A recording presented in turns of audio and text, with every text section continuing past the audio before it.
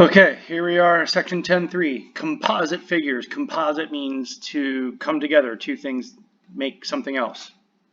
So you've heard me talk about isolating the weakness in the problem and picking on it.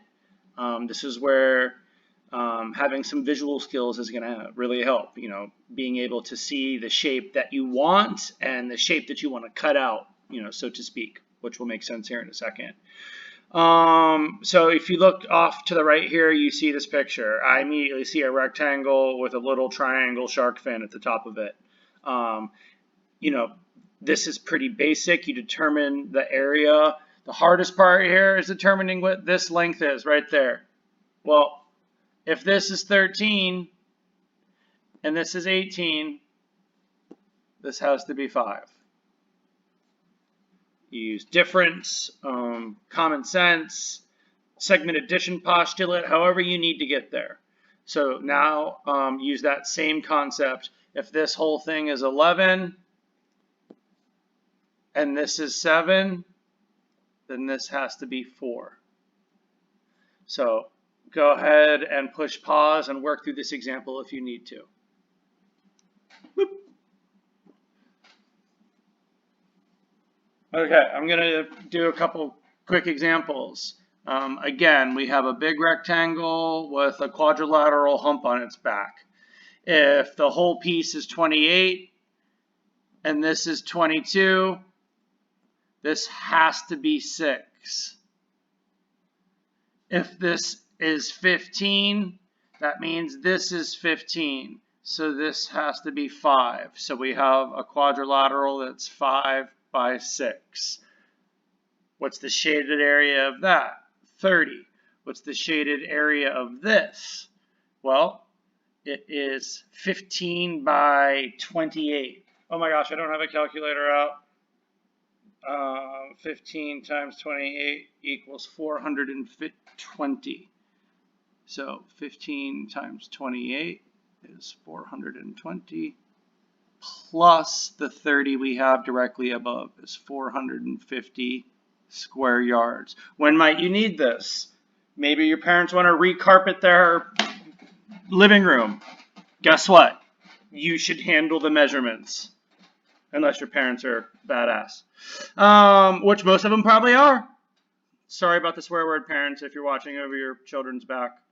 What do we see over here? We see a quadrilateral that's cut with a piece there. So let's figure out what that triangle is, right? Well, if the whole thing is 9 and that's 3, then this has to be 6. So this is 6. If this is 10, then that has to be 10. So this has to be 4. Correct? Well, now we have to figure out the area of the triangle, which is 1/2 base times height, where the base times the height is 24 and half of that is 12. Now over here we've got 9 by 10, which is 90. And when you add those up, you get 102 square millimeters. I hope that's right. Moving on. What are we doing? Area? Oh yeah. To the 10th if necessary. Over here, we have a basketball key, right? The hoop right there.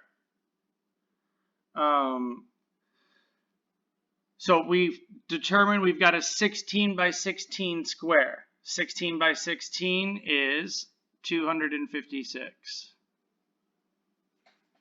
So we already have 256 square feet. What does that mean? Well, now we need to find the radius of the semicircle. Stop telling me to breathe. Watch. Radius of the semicircle. How do I determine that? Well, there's the center. That's a radius, which has to be half of that. So that means 8. The area of a circle is pi r squared,